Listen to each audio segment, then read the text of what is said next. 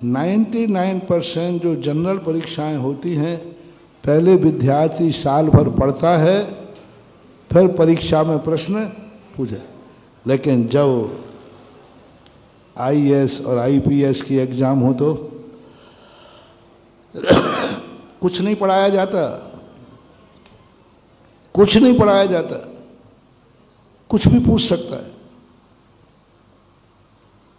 IAS IPS वगैरह के जो इंटरव्यू होते हैं ना, उनमें क्या पूछा जाएगा ये कोई किताब नहीं है, कुछ भी पूछ सकते हैं। कुछ भी ऐसी जनरल चीज पूछ ले, कब तुम्हें पता ही नहीं चलेगा क्या है, पता ही नहीं चलेगा कि क्या पूछ लिया।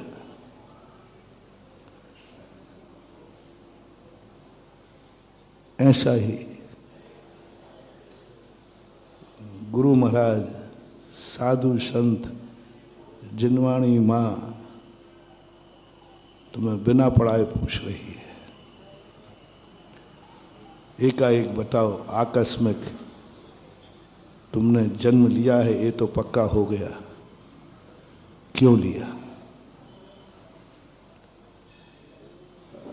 80 साल का बुढ़ा भी सिर खुजला रहा है कि 80 साल निकल गए, ये तो अभी कभी मैंने सोचा ही नहीं। क्यों हुआ जन्म? बिना कारण तो नहीं होता,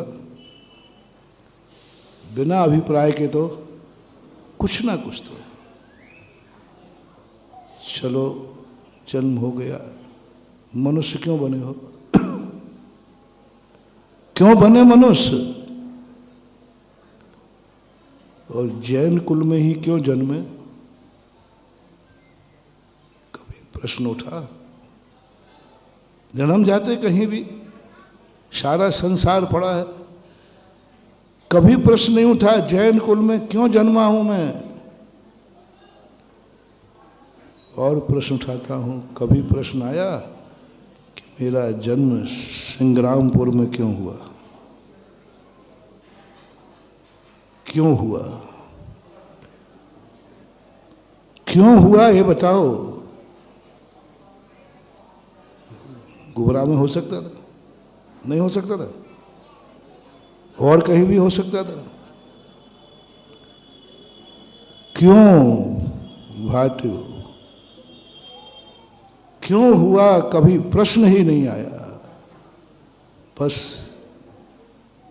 इन्हीं प्रश्नों के जवाब के लिए साधु संत जगह जगह विहार करते हैं। बताते बोले जाओ, इनको समझाओ, प्रश्नों के जवाब मांगो इनसे। क्यों संग्रामपुर में जन्म लिया? कोई बता सकता है तो बता दे। संग्रामपुर वाला क्यों? जिज्ञासा में तुम पूछते हो, सवेरे मैं पूछ रहा हूं, अंदर क्या है तुम्हारे? तो मैं हर प्रश्न का जवाब देता हूं, मेरे प्रश्न का जवाब दो। क्यों संग्रामपुर में जन्म हुआ?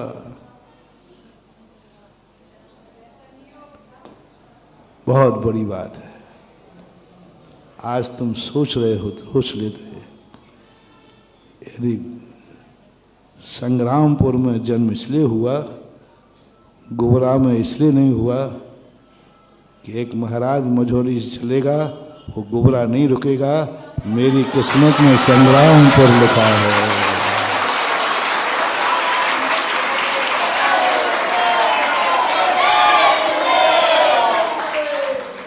मेरी किस्मत में वो वकील है। उस वकील ने कहा कि गुबरा में मत रुके, गुबरा में मत जन्म ले, गुबरा में जन्म मत ले। किस्मत की वकील कहती है तेरी किस्मत में एक साधु आएगा, वो गुबरा न रुके, संग्रामपुर रुकेगा, ऐसा भाव होगा। बिना कारण के, बिना तुम्हारे किसी कारण के न साधु रुकता है और न साधु जाता है। भगी भागन वस और यदि गुबरा वालों की किस्मत होती तो कान खोल के सुन लो, यदि वहां रुक गए होते तो फिर ये गाड़ी 4 किलोमीटर पर नहीं रुकती, फिर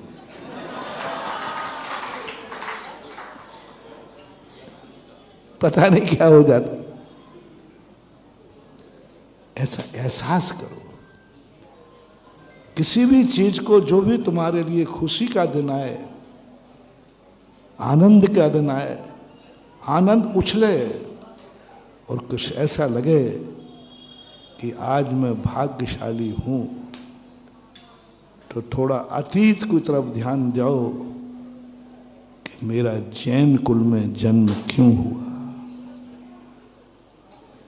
ऐसे नगर में जन्म जाते जहां आज भारत में ऐसे जैनी हैं गांव, जहां मुनियों का कभी विहार नहीं होता। भारत में कह रहा हूं, तीर्थंकरों ने विहार नहीं किए, लेकिन कर्म ने कहा तूने पूर्व जन्म में सदा मुनियों की सेवा की है और मरते समय तूने कुछ नहीं मांगा, यही मांगा कि मेरा जन्म ऐसे स्थान पर हो जहां मुनियों का आना जाना हो। तो कर्म ने सिंग्रामपुर में जन्म दिला दिया कि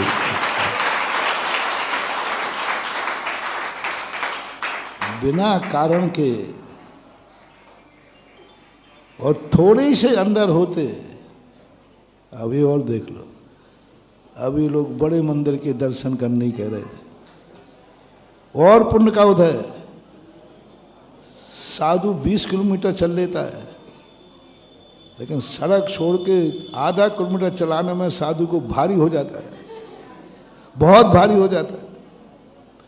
वैसे 2-5 किलोमीटर ज्यादा भी हो तो, लेकिन अंदर जाने के लिए ये और कर दिया कि लो मैं संतशाला धर्मशाला रोड पे ही बनाए देता हूं। कारण है अतीत का।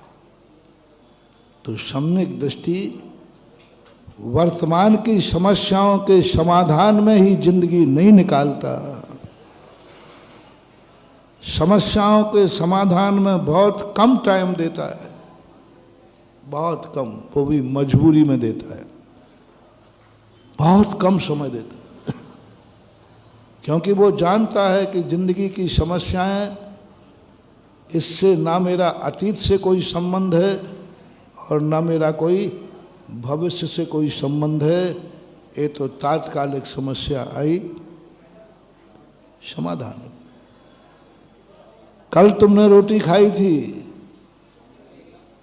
कि नहीं? मैंने भी खाई थी। आज का उससे क्या संबंध है? बोलो। आज ज्यों के त्यों हो कि कुछ अंतर है? कल खाने के पहले जैसे थे, आज खाने के पहले वैसे ही हो कि कुछ अंतर है? कल के भोजन से आज का कोई संबंध नहीं है, कोई संबंध नहीं। अच्छा, आज रोटी खा लोगे तो आज की रोटी का कल से नहीं, आज खिला देता हूं, कल फिर नहीं मिलेगी, कोई संबंध नहीं। आज रोटी खा ली तो उसका अतीत से संबंध नहीं है, आज रोटी खा ली तो उसका भविष्य से संबंध नहीं है, इसका संबंध मात्र वर्तमान से है, एक दिन से।